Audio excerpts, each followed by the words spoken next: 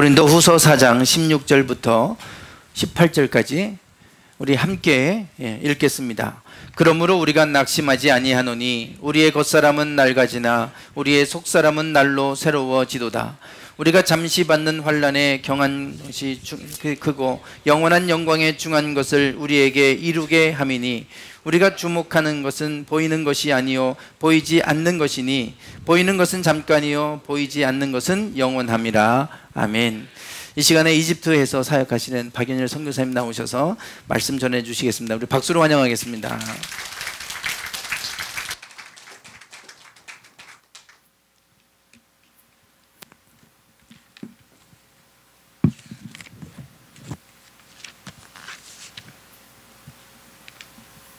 할렐루야, 반갑습니다.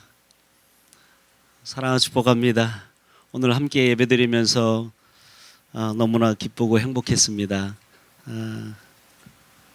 하나님께서 제 마음에 감동 주시는 마음이 내가 기뻐하는 교회다, 내가 함께하는 교회다. 성령께서 이곳에 임재하시고 올 때마다 여러 교회들을 방문하게 되고 하는데 정말 하나님께서 이 시대에 깨워 쓰시는 교회, 또 함께 하시는 교회 많지 않습니다. 여러분 풍요로운 교회에서 함께 믿음 생활, 좋은 목사님과 함께 믿음 생활하는 거 감사하시기 바랍니다. 네, 함께 예배드리며 또 함께 주님을 높이는 이 시간 가운데 참 하나님의 임재가 이곳에 충만하게 임하고 계시는 것을 느끼면서 참 제 마음에 흥분이 되고 기쁘고, 하나님께서 참 사랑하시는구나, 기뻐하시는구나, 그 마음이 들 때 너무나 행복했습니다. 2년 반 만에 제가 왔는데요. 교회는 더 아름다워지고 더 풍성해지고 더 활기가 넘치고 에너지가 넘치는 것 같아서 너무나 감사합니다. 이번에 오면서 하나님께서 제 마음 가운데 한국교회를 향해서 주시는 마음이 하나님의 꿈이었습니다. 하나님의 꿈. 하나님의 꿈. 왜 하나님의 꿈입니까? 라고 할 때 한국교회가 하나님의 꿈을 잃어버렸다라고 하셨습니다. 한국교회가 낙심하고 있다라고 하셨습니다. 한국교회라고 하면 한국교회 그리스도인들을 말하는 것이죠. 성도들을 말하는 것이죠. 왜 그렇습니까, 주님? 이집트에 있어도 한국 소식을 잘 알아요. 네, 요즘은 워낙 인터넷이 잘 되고 SNS가 잘 되고 해서 소식이 정말 빠릅니다. 그래서 한국에 있으면서 나라 걱정, 한국교회 걱정, 주야로 기도하는 마음, 그 마음 전 세계에 있는 선교사님들이 동일하게 아마 지원 사역을 많이 했을 거라고 생각합니다. 그러면서 하나님께서 다시 한번 한국교회에게 하나님의 꿈을 회복하라고, 하나님의 꿈을 회복하라고. 이 말씀은 오늘 이곳에 있는 여러분 한 분 한 분에게 하나님이 주시는 메시지라고 믿습니다. 여러분 마음 가운데 낙심된 마음이 있습니까? 주님이 오늘 말씀하십니다. 낙심하지 마세요. 낙심하지 맙시다. 아멘. 옆에 분에게 좀 인사하세요. 낙심하지 마세요. 좌우로 말씀하시고 마지막엔 자기 자신에게 말씀하세요. 낙심하지, 누구누구야 낙심하지 마라. 한번 하세요. 시작. 아멘. 네. 지금 이집트 상황을 잠시 좀 나누면요. 저는 이집트에서 예수님의 3대 사역 가르치고 티칭하고 힐링하고 프리칭하는 그 사역을 중심으로 하나님께서 주신 사역들을 하고 있는데요. 교육 사역에 중점을 두고 또 유치원 사역, 또 어린이 청소년 사역, 다음 세대 사역을 중점적으로 하고 있고요. 그리고 이제 침 사역을 통해서 이집트 안에 많은 환자들, 그분들을 기도와 또 침을 통해서 섬기면서 하나님의 치유하는 역사들을 많이 보고 있습니다. 아마 아프리카, 북아프리카 대륙에서 하나님께서 가장 활발하게 쓰고 있는 나라라고 하면 이집트라고 생각이 됩니다. 지금 하나님께서 2011년도 혁명 이후에 지금 6년 가까이의 시간이 지나면서 6년, 7년 되면서 하나님께서 놀라운 일들을 하고 계십니다. 하나님께서 수많은 무슬림들을 주께로 돌아오게 하시고 또 하나님께서 이집트 내부의 교회들을 통해서 하나님께서 부흥을 주시고 새로운 선교의 세대를 일으키고 계세요. 그래서 그분들이 이제는 아랍 국가들 22개 아랍 국가들을 순방하면서 선교사로 나가고 평신도로 나가서 그 땅에 가서 복음을 전하고 또 특별히 지금 난민들이 많잖아요. 네, 시리아나 이라크나 이란이나 IS를 통해서 난민들이 많이 지금 발생하고 있는데 그 난민들을 섬기는 놀라운 일들을 하고 있습니다. 같은 아랍어권이기 때문에 더 효과적으로 좋은 귀한 사역들 하면서 아주 적극적으로 저돌적으로 복음을 전하는 생명 걸고 복음을 전하는 우리 이집트 동역자들 친구들이 있습니다. 하나님께서 우리를 통해서 그 땅에서 일하고 계시는 것을 인하여 감사드리고 여러 가지 상황은 쉽지 않습니다. 하나님께서 부흥을 주시고 다음 세대의 선교 세대를 일으키시고 하나님께서 하신 일들도 있지만 이집트의 상황은 우리 한국 못지않게 어려운 상황입니다. 그래서 IMF 금융 위기가 와서 IMF 지금 지원을 받고 있습니다. 우리나라가 1998년도인가요? 7년도인가요? IMF 왔죠? 그때처럼 지금 이집트 상황이 그렇습니다. 그래서 경제가 상당히 어렵고 어떤 돈 가치가 없습니다. 그래서 그러면서 물가는 폭등하고 그러다 보니까 일반 서민들은 더욱더 어려워지는 그런 상황이기 때문에 또 한편에서 이렇게 우려하는 게 2011년도처럼 혁명이 또 일어날 수 있을 것 같다. 그런 말씀들 하시는 분들이 있고요. 내부적으로는 IS 활동을 통해서 기독교인들이 많은 순교를 하고 있습니다. 저는 이집트에 살고 있으면서 이제 9년 돼 가는데 제가 선교사로 가 있지만 오히려 그들에게 은혜를 받습니다. 그분들의 순교의 삶을 통해 은혜를 받습니다. 그분들은 저와 여러분보다도 더 헌신된 삶으로 더 순교의 정신으로 살고 있어요.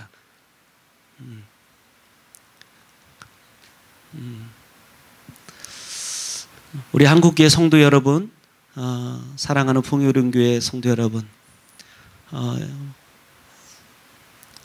우리는 지금 어느 시대에 살고 있는지를 분별해야 될 때라고 믿습니다. 그리고 깨어 있어야 할 때라고 믿습니다. 순교자의 정신이 없다면 우리는 쉽게 타협할 수밖에 없고 우리의 믿음을 배반할 수밖에 없는 이집트의 청년들, 믿음의 그리스도인들을 보면서 그들은 목에 칼이 들어와도 목이 잘려도 순교자의 정신으로 그 믿음을 지키는 것을 봅니다.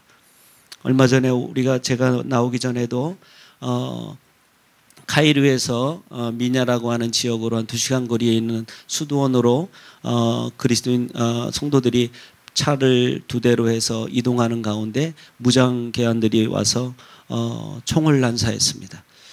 그때 한 30명 가까이가 죽고 또 많은 사람들이 부상을 당하는 그런 일이 있었습니다. 하나님 그 땅에서 어디에서 어떤 테러가 일어날지 모릅니다. 사람이 많이 모이는 곳이면 항상 위험을 느끼게 되고 교회는 특별히 그렇습니다. 이집트 교회는 항상 그들의 타겟이 되어 있습니다. 여러분 오늘 예배드리러 오는데 폭탄의 위협을 받으며 오시지 않으셨죠? 네. 저희도 지금 이제 국제 인터내셔널 교회에서 함께 다국적 사람들이 모여서 예배를 드리는데 항상 24시간 교회 건물 주변을 경찰들이 지키고 있습니다. 바리게이트를 치고 차를 주차를 못하게 하고 그렇게 함에도 불구하고 많은 폭탄 테러가 교회에서 터지고 있고 4월 달에는 부활절 기간 동안에 콥틱 교황청을 방문해서 우리 기도팀이 같이 방문해서 5명이 함께 기도하는 가운데 정말 하나님께서 이 땅의 그리스도인들을 사랑하시고 축복하시는구나 그 마음을 가지고 기도를 했어요. 그리고 거기에 있는 그리스도인들이 얼마나 행복하게 기쁘게 환한 미소로 하나님을 예배하고 그곳에 와서 예배하는 모습을 보면서 참 기쁨이 있었는데 그러면서 우리 기도팀이 함께 나눴던 이야기가 뭐냐면 저분들은 오늘 죽어도 후회가 없는 그런 믿음을 살고 있다. 모습을 보고 와서 다음 날 우리가 함께 중보기도 모임을 하면서 피드백을 하는데 그 마음을 나누는데 그 다음 날 그 똑같은 자리에서 폭탄이 터졌어요. 예. 우리가 그곳에서 2시간 가까이 이렇게 기도하고 왔던 그 자리에 폭탄을 메고 들어가서 제재하는 밖에 제재하고 있는 사람들이 있었지만 그것을 뚫고 들어가서 폭탄이 터졌어요. 거기에서 그때도 한 30명의 사람들이 죽고 또 많은 사람들이 부상하는 일들이 있었습니다. 이것은 불과 2-3달 전의 이야기입니다. 이렇게 지금도 이집트 안에는 크고 작은 사건 사고들이 발생하고 있고 IS의 활동은 점점 커져가고 있는 것 같아요. 이라크나 시리아 쪽에서 모술에서 이제 그들의 세력을 잃어가고 있죠. 그래서 그들은 없어지고 제거되기보다는 오히려 그들은 흩어져서 이제는 지역적으로 게릴라 작전으로 많은 사람들을 희생하게 하는 그런 일들을 하고 있는 것을 봅니다. 그런 가운데 이집트가 IS의 어떤 좋은 베이스가 되고 있어요. 그래서 시나이 반도 쪽으로 해서 우리가 성지순례 오면 시내산 쪽으로 가게 되는데 그쪽은 아예 들어갈 수 없는 지역으로 지금 위험한 지역으로 정해져 있어서 들어갈 수가 없는데 그곳을 중심으로 해서 많은 테러들과 또 공격들을 하면서 이제 이집트 정부군을 계속해서 공격해서 많은 희생자들을 발생하고 있고 도시 안에서도 계속해서 폭탄 테러들이 일어나고 있고 특별히 기독교 기관들이나 또 단체들, 교회들을 타겟으로 그런 일들을 하고 있는데 특별히 어떤 종교적인 절기 라마단이 5월달, 6월달에 있었어요. 한 달 동안 라마단 금식 기간이 있는데 그런 기간 때 이 사람들은 순교의 피를 흘리겠다 해가지고 지하들을 하고요. 성전한다고 해서 저들은 우리의 원수고 적이기 때문에 살려둘 가치가 없다. 그들은 순교를 하면 그들이 믿는 천국에서 가장 영광스러운 곳으로 간다고 생각을 하면서 많은 사람들을 죽이면 죽일수록 큰 상을 얻고 천국에서 그들이 누릴 수 있는 부귀영화를 다 누릴 수 있다라고 생각을 합니다.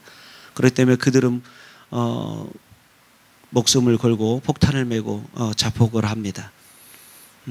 그런 일들이 변하지 않고 오히려 더 강경하게 일어나고 있는 것을 보고요. 유럽 쪽으로 더 많은 이제 이슬람 무슬림들이 들어가게 되면서 더 큰 위협을 유럽 쪽에서 느끼고 있는 상황이기도 하고요.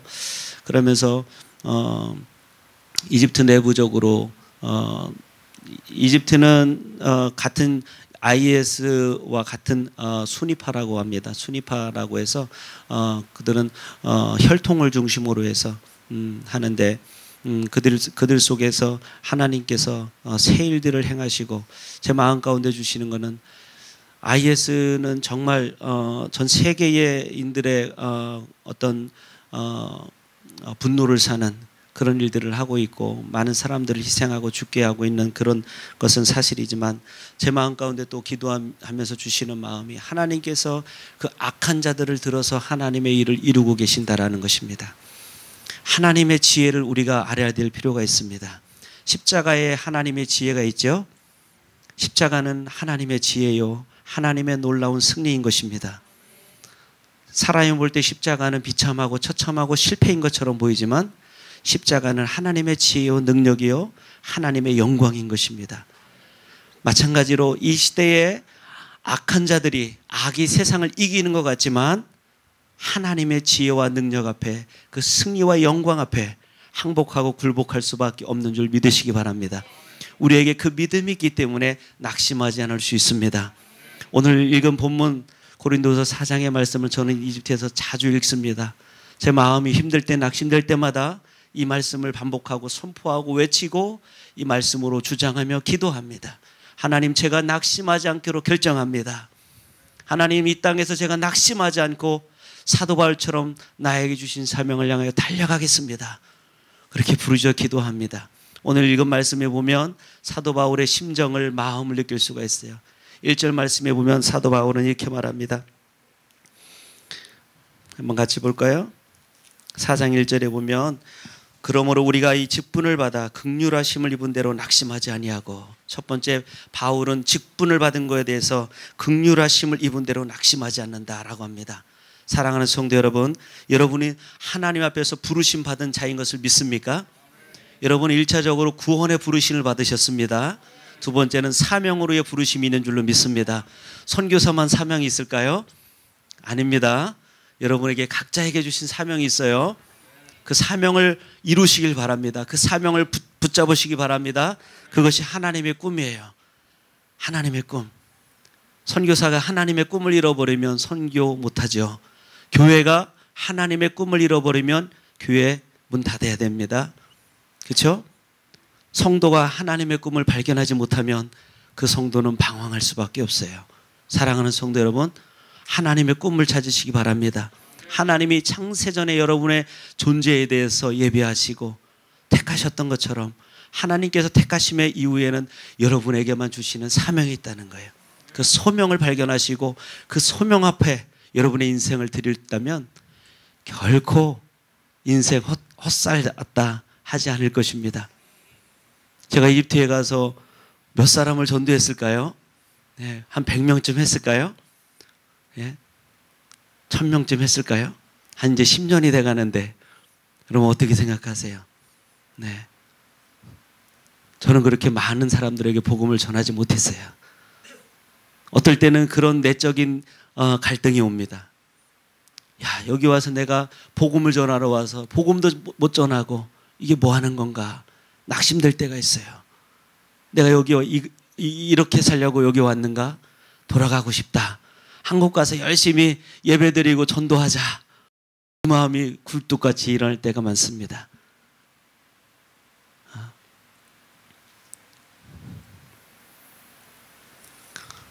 한 10년쯤 된 선교사님 한 분이 정말 그랬어요. 더 이상 못 참겠다. 그분은 이집트에서 예배 사역을 했어요. 예배 세대를 일으키고 예배 사역을 통해서 청년들을 깨우는 사역을 했는데, 그래도 그 속에 불이 붙어서 밖에 나가서 복음을 전하지 않고는 견딜 수 없다, 살 수 없다. 10년이 됐을 때 이분이 결단을 하고 한국으로 돌아왔습니다. 그리고 창원에 개척을 하시고 목회를 하시면서 마음껏 예배드리고 마음껏 전도하고 계시대요. 여러분, 선교사의 삶, 특별히 중동 지역에서 선교사의 삶은 정말 어렵습니다. 마음껏 예배드릴 수 없고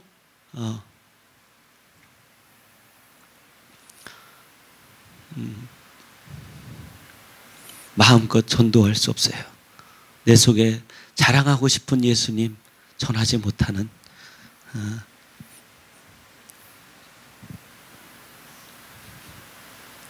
여러분, 도전합니다. 지금 한국 사회가 기독교인들을 향해서, 교회를 향해서 손가락질하고 욕을 하죠. 여러분, 주님을 위해서 고난받을 준비가 되셨습니까?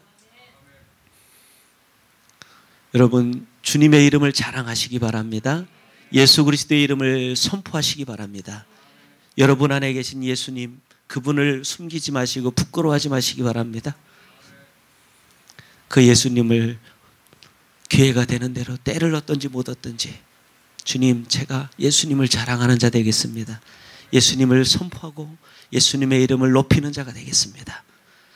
그런 우리 풍요로운 게 되시기를 축복합니다.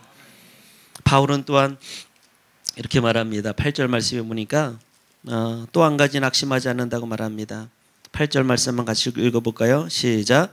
우리가 사방으로 우겨쌈을 당하여도 쌓이지 아니하며 답답한 일을 당하여도 낙심하지 아니하며. 네, 사방으로 우겨쌈을 당하여도 쌓이지 아니하며 답답한 일을 당하여도 낙심하지 않는다. 환경의 어려움, 사도 바울만큼 환경의 여러 가지 장벽 앞에 위기 가운데 정말 고난의 길을 갔던 사람도 아마 드물 거예요. 그렇죠?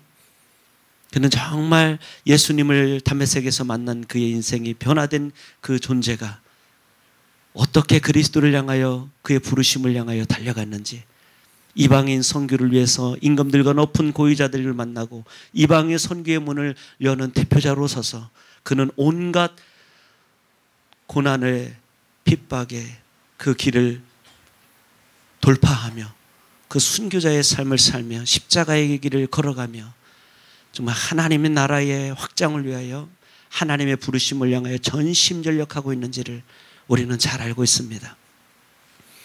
사도 바울은 사방으로 우겨쌈을 당하여도 쌓이지 않고 답답한 일을 당하여도 낙심하지 않습니다. 박해를 받아도 버림받지 않고 거꾸로팀을 당하여도 망하지 않습니다. 이렇게 말합니다. 그러면서 말합니다. 우리가 항상 예수의 죽임을 몸에 짊어지면 예수의 생명이 또한 우리 몸에 나타나게 하려 함이라. 아멘. 우리의 삶을 통하여 예수의 생명이 증거되어지고 드러나기를 원합니다. 그게 사도 바울의 인생이었습니다. 사도 바울은 오늘 말씀 속에서 다시 한번 돌아가서 본문 속으로 들어가면 그 수많은 어려움 가운데 낙심하지 않았다고 했습니다. 어떻게 낙심하지 않을 수 있었을까요? 그 이유가 무엇일까요? 오늘 읽은 16절 말씀으로 한번 들어가 보겠습니다. 또 한 번에 낙심하지 않고라고 하는 말이 나옵니다. 16절 다 같이 한번 읽겠습니다. 그러므로 우리가 낙심하지 아니하노니 우리의 겉사람은 낡아지나 우리의 속사람은 날로 새로워지도다. 아멘. 아멘. 이 말씀을 읽을 때마다 맞아. 이번에 한국에 오면서 제 마음 가운데 드는 게 뭐냐면 나는 바보가 됐구나 그 생각이 들었어요. 나는 이제 이집트에서도 그렇고 한국에 와도 그렇고 점점 바보가 되어가는구나 그런 마음이 들더라고요. 예, 전철을 타려고 내려가면 어디로 가야 될지 모르겠어요. 두리번 전철표를 보면서 어디로 가나 점점 이 세상 나라에서 나는 바보가 되어가는구나. 그 마음이 들면서 한편으로는 좀 씁쓸하기도 했지만 정말 한편으로는 감사했어요. 그래 맞다. 나는 이 세상 나라에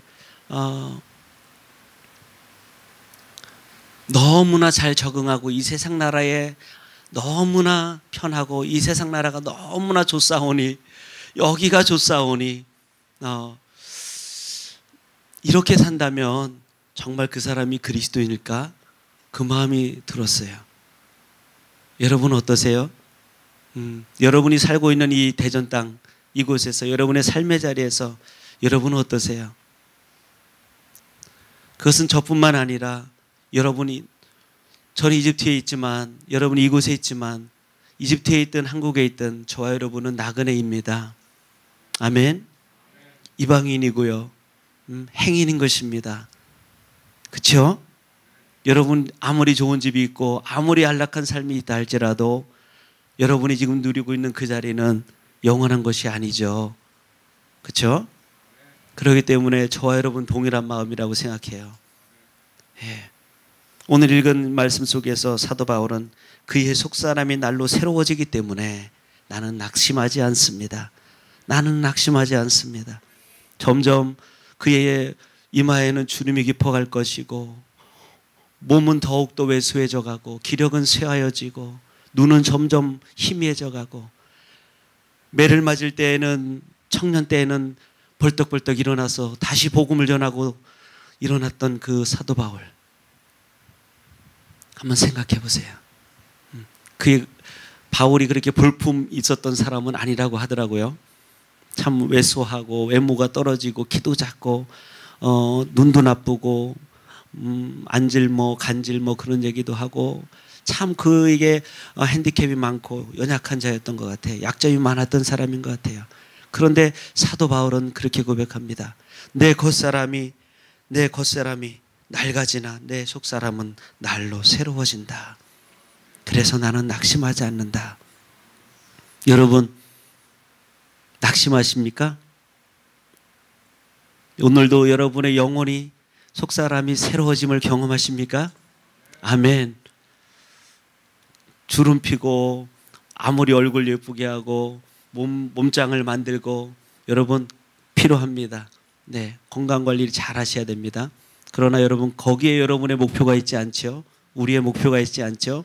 세상 사람들은 그게 그분들의 낙이고 그게 목표이기 때문에 정말 돈 벌어서 많은 자기의 외모나 자기의 물질적인 삶이나 이런 것이 그들에게 정말 중요한 가치가 될 수 있지만 저와 여러분에게는 그것이 중요한 가치가 될 수 없다는 것입니다. 아멘. 예, 여러분 오늘 이 시간 다시 한번 여러분의 심령 속에 주님 제 속사람이 새로워지기를 원합니다.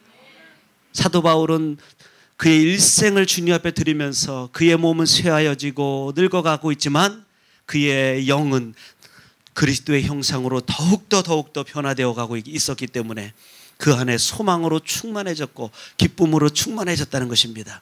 저 여러분이 그리스도의 생명으로 거듭났다면 오늘 이 시간 이후로부터 더욱더 강력하게 여러분의 영혼을 향하여서 여러분의 속사람이 그리스도의 형상으로 장성한 분량으로 변해가기를 축복합니다. 지체하지 마시기 바랍니다. 믿음에 달려가는 그 경주를 지체하지 마시기 바랍니다. 하나님께서 우리에게 주신 시간이 그렇게 많지 않습니다. 그렇게 많지 않습니다. 여러분의 속사람이 능력으로 강건해지기를 원합니다. 그리스도의 사랑을 알고 그 안에 깊이 뿌리내기를 축복합니다. 4장 7절 말씀에 우리가 이 보배를 질그릇에 가졌으니 심히 큰 능력이 나에게 있지 않고 하나님께 있도다. 바울은 이렇게 고백하는 것입니다. 내 안에 계신 그리스도, 그분은 나의 보배이십니다.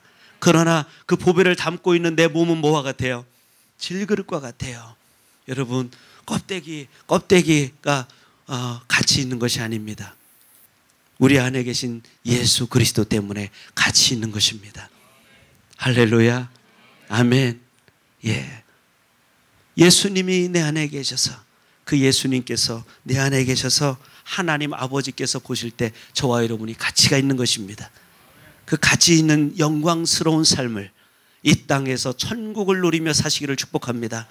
죽어서 가는 천국이 아니라 오늘 이 나라에서 이미 하나님의 나라를 맛보시는 삶, 그 삶이 무엇입니까? 여러분의 속사람이 성령으로 새로워지고 하나님의 말씀으로 강건하여지고 하나님의 나라의 그 풍성함으로 그리스도의 형상으로 깊이 뿌리내는 삶을 살아갈 때 하나님의 나라가 여러분 안에 역사하는 것입니다. 하나님의 나라가 여러분을 통하여 증거되는 것입니다. 세상 가운데 하나님의 영광이 나타나게 되는 것입니다. 할렐루야. 선교사가 오면 시간을 잘 못 맞춰요. 지금 상당히 제가 낯설고 이 넥타이를 3년 만에 메고 양복을 3년 만에 입은 것 같아요. 예. 네, 시간을 참 지금 잘 맞춰야 되는데 오전 예배라 오후 예배면 조금 난데 예. 빨리 가야 되는데 예. 한 5분 10분 모르겠어요. 예배가 보통 몇 시에 끝나나요? 예. 예. 네. 목사님 마음껏 하라고 허락해 주셨어요. 제가 지금 서울의 본죽 게스트하우스에 머물고 있어요. 본죽 아시죠? 네. 아시죠? 대전에도 많이 있죠. 네. 그 본죽에 머물고 있는데 그 방을 게스트룸을 잘 꾸며서 선교사들을 위해서 방을 빌려주는 그런 사역을 하고 계시더라고요. 그래서 처음 와서 이제 방을 이번에 사용하게 됐는데 방에 들어가 보니까 예, 그 본죽 대표이신 최복이 성도님, 네, 그분의 이제 자서전 책이 있더라고요. 그래서 그 책을 읽게 됐는데 정말 은혜가 되더라고요. 여러분 읽어보신 분 계세요? 네, 안 읽어보셨어요? 네, 한번 읽어보세요. 제가 도전을 많이 받았어요. 아, 우리나라에도 이런 멋진 그리스도인이 있구나, 멋진 기업인이 있구나. 정말 하나님께서 너무나 사랑하시는구나. 그분이 23살에 결혼을 했대요. 24살 남편과. 여기 대전 출신인, 여기 청양 출신이더라고요. 그런데 이분이 정말 수많은 사업의 실패, 예, 많은 실패를 했어요.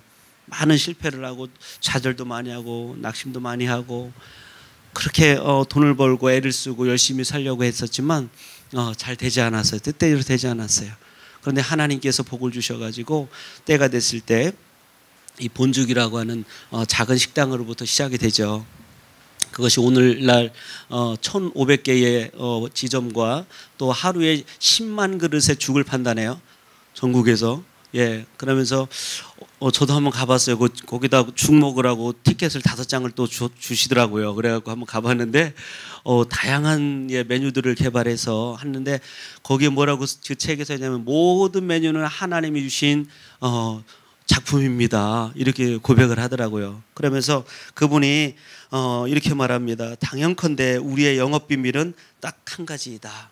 바로 월음의 무릎이다라고 이렇게 말하더라고요. 월음의 무릎. 바로 그분은 마태복음 6장 6절 말씀 붙들고 너는 기도할 때 너희 골방에 들어가 문을 닫고 은밀한 중에 계신 내 아버지께 기도하라. 은밀한 중에 보시는 내 아버지께서 갚으시리라. 이 말씀을 붙들고 이분이 목숨을 정말 죽고 싶을 때가 한두 번이 안 했는데 기도 골방에 들어가서 얼음에 들어가서 그곳에서 전투를 한 거예요. 영적 전투를. 그러면서 하나님만 붙잡은 거예요.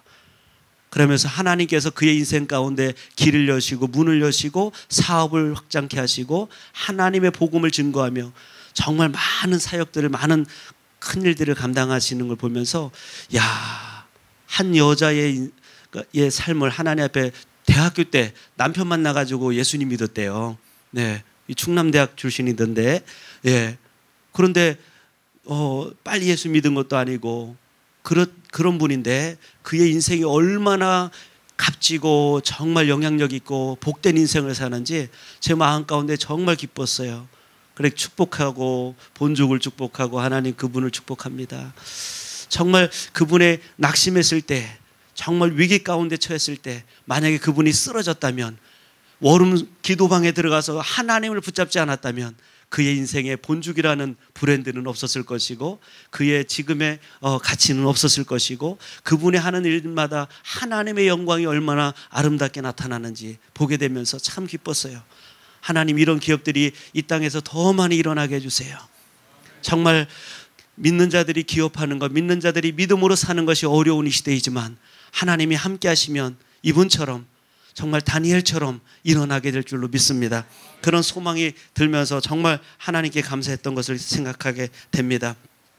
두 번째로 바울이 속사람이 강건한 사람이 될 수 있었던 것, 그것은 무엇입니까? 바울이 정말 속사람이 강건한 사람이 될 수 있었던 것, 그것은 18절 말씀입니다. 한 번 더 읽겠습니다. 18절 다 같이 시작. 우리가 주목하는 것은 보이는 것이 아니요 보이지 않는 것이니 보이는 것은 잠깐이요 보이지 않는 것은 영원함이라. 할렐루야.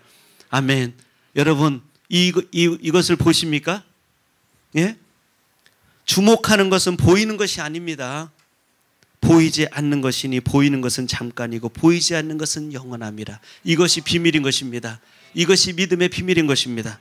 바울은 이것을 알았어요. 보이지 않는 영원한 것을 보며 살았기 때문입니다. 그는 그의 속사람이 강건하여지고 성령 안에서 그의 삶이 이 세상 나라의 어떠한 털끝만큼도 그의 인생을 낭비하거나 허비하거나 가치를 두지 않았어요. 그는 영원한 것에 가치를 두었어요. 아멘. 영원한 것에 가치를 두었어요. 사랑하는 성도 여러분, 여러분의 인생이 이 세상에 가치를 두지 않고 하나님 나라의 영원한 것에 가치 두기를 축복합니다. 아멘. 영원한 가치, 영원한 가치, 영원한 것 세 가지가 있어요. 여러분 알려드릴 테니까 거기에 집중하시기 바랍니다. 첫 번째는 하나님이에요. 하나님이 영원하시죠? 하나님께 집중하시기 바랍니다. 아멘. 영원하지 않은 것에 인생을, 시간을, 물질을 낭비하지 마세요. 영원한 것에 여러분 투자하세요. 하나님께 인생을 투자하십시오. 두 번째는 말씀이에요. 하나님 말씀이 영원하다고 했습니다. 하나님 말씀에 여러분의 인생을 투자하실 때 후회하지 않으십니다. 아멘. 제가 바라기는 오늘 하루의 인생에 저의 자서전을 쓰고 있습니다. 여러분도 마찬가지죠. 여러분 각자가 다 자서전을 쓰고 있는 거예요. 하나님 앞에 다 그거 갖고 가야 되는 거예요. 그렇죠? 주님 앞에 가면 다 심판받아야 돼요. 우리 다 빠짐없이 하나님께서 그걸 가지고 상 주시고 벌 주신다고 그랬어요. 책망받을 수도 있어요. 여러분 하나님의 말씀 붙드시고 여러분의 인생의 자서전의 페이지 속에 하나님의 말씀의 각주를 다시기를 축복합니다. 하나님의 말씀을 붙잡은 사람만이 하나님의 말씀이 여러분의 인생 가운데 응답되어지는 말씀이 되는 거예요. 아멘. 목사님께서 휴가 지나고 나서 떡으로가 아니고 뭐라고 하셨어요? 말씀으로. 예, 떡보다 말씀으로, 밥보다 말씀으로, 빵보다 말씀으로. 할렐루야. 정말 맞습니다. 여러분 하나님 말씀이 여러분의 시간을, 여러분의 인생을 걸으셔도 후회하지 않으세요. 왜? 하나님 말씀이 능력이기 때문에 하나님 말씀 붙잡으세요. 그리고 세 번째는요, 영원한 것, 세 번째는 사람입니다. 사람을 위해 여러분 투자하시기 바랍니다. 사람에게 투자하셔야 돼요. 선교는 사람에게 투자하는 거죠. 목회도 사람에게 투자하는 거죠. 여러분의 인생이 하나님께, 사람에게 투자되어야 됩니다. 하나님의 관심이 누구에게 있어요? 사람에게 있기 때문에요. 다니엘서 12장 3절 말씀이니까 많은 사람을 옳은 대로 인도하는 사람은 하늘의 별과 같이 빛나게 되리라고 했습니다. 아멘. 여러분, 여러분의 주변에 누가 있습니까? 돌아보세요. 하나님께서 두신 거예요. 믿는 분들도 있겠지만 안 믿는 사람들이 있죠? 안 믿는 사람이 없다고 하면 문제예요. 여러분, 믿는 사람을 내 주변에 두신 거는 여러분에게 하나님께서 기회를 주시는 거예요. 복 주시기 위해서. 아멘. 아멘. 아멘. 여러분 주변에 누가 있나 보세요. 사람이 영원합니다. 그 사람이, 지옥 갈 사람이 여러분을 통해서 천국에 간다면, 복음을 통해서 천국에 간다면 여러분 얼마나 놀라운 인생입니까? 할렐루야. 그 가치를 붙드시기 바랍니다. 결코 후회하지 않을 거예요. 저는 그래서 이집트에 사는 것 후회하지 않습니다. 사람을 위해서 나의 인생을, 한 사람의 영혼이 주님 앞에 세워지고 주님께로 돌아온다면 후회하지 않습니다. 후회해 본 적이 없어요. 뒤돌아보고 싶지 않습니다. 과거 10대로 돌아가고 싶냐고 하면 돌려주겠다고 해도 가고 싶지 않아요. 예, 지금이 좋습니다. 지금이 최고예요. 아멘. 여러분 그렇습니까? 그런 인생 되시기를 축복합니다. 여러분 무엇을 주목하시겠어요? 바울처럼 영원한 것을 주목하시기 바랍니다. 마지막 세 번째로, 바울은 무엇을 위해 살았습니까? 어떻게 살았습니까? 오늘 현재라고 하는 삶, 영원한 것을 바라보며 속사람이 건강한 바울은 어떻게 살았습니까? 17절입니다. 한번 같이 읽겠습니다. 시작. 우리가 잠시 받는 환난에 경한 것이 지극히 크고 영원한 영광에 중한 것을 우리에게 이루게 함이니. 아멘. 바울은 환난은 잠시이고 영광은 영원함을 믿고 살았다는 것입니다. 이것이 지금이라고 하는 이 시간을 사는 저와 여러분에게 주어지는 과제인 것입니다. 여러분, 여러분의 질문하겠습니다. 여러분이 진짜인가 가짜인가를 진단해 보세요. 당신의 속사람은 날로 새로워지고 있습니까? 영원한 것을 바라보고 계십니까?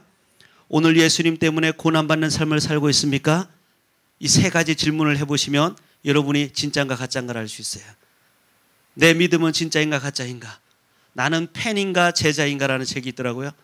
여러분 예수님의, 하나님의 팬이십니까? 아니면 제자이십니까? 여러분은 진짜이십니까? 가짜이십니까?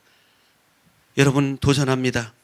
이 세상에서 사도 바울처럼 고난을 영광으로 받으시기 바랍니다. 아멘.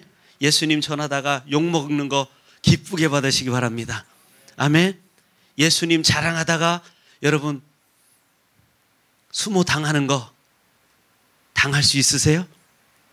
여러분 도전합니다. 여러분 예수 그리스도 그분을 위해서 여러분 앞에 도전합니다.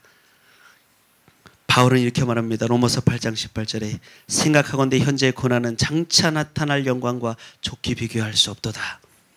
현재의 고난은 장차 나타날 영광과 좋게 비교할 수 없도다. 아멘. 요한복음 16장 33절에 이것을 너에게 이르는 것은 너희로 내 안에서 평안을 누리게 하려 합니다. 세상에서는 너희가 환난을 당하나 담대하라. 내가 세상을 이기었노라. 아멘. 두려워하지 마십시오. 아멘. 기도하다 낙심하지 마시기 바랍니다. 전도하다가 낙심하지 마시기 바랍니다. 선을 행하다가 낙심하지 마시기 바랍니다. 나는 선한 싸움을 싸우고 나의 달려갈 길을 마치고 믿음을 지켰으니 이제 후로는 나를 위하여 의의 면류관이 예비되었으므로 주곧 의로우신 재판장이신 그날에 내게 주실 것이며 나에게만 아니라 주의 나타나심을 사모하는 모든 자에게니라. 할렐루야. 이 영광스러운 자리 앞에 저 여러분이 서기를 바랍니다. 기도하겠습니다. 우리 잠시 기도하겠습니다. 오늘 말씀